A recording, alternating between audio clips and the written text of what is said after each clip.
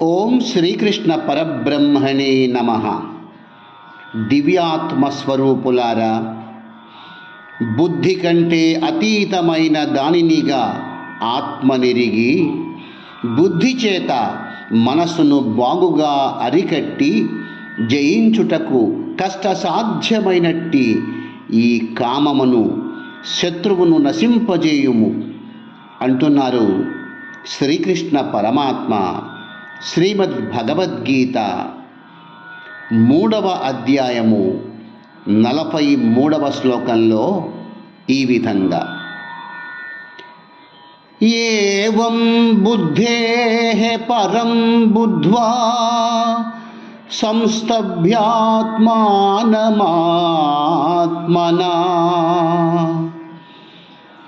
జహి శత్రుం మహాబాహో కామరూపం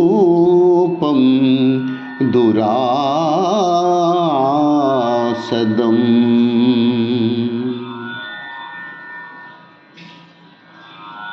అర్జున, ప్రపంచములో గల దుఃఖమంతటికి కారణము జీవుడు తన నిజస్వరూపమును తెలిసికొనక ఉండుటయే.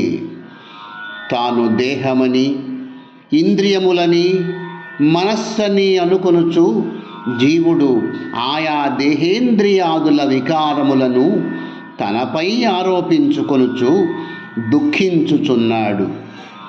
ఈ దేహాది రూప దృశ్య తాదాత్మ్యమే అశాంతికి, దుఃఖమునకు మూలము. కానీ భగవానుడిచట యథార్థ తత్వమును బోధించుచు, ఓ జీవుడా, నీవు బుద్ధి కంటెను పరమైనట్టి ఆత్మవే కాని దేహాదులు కావు.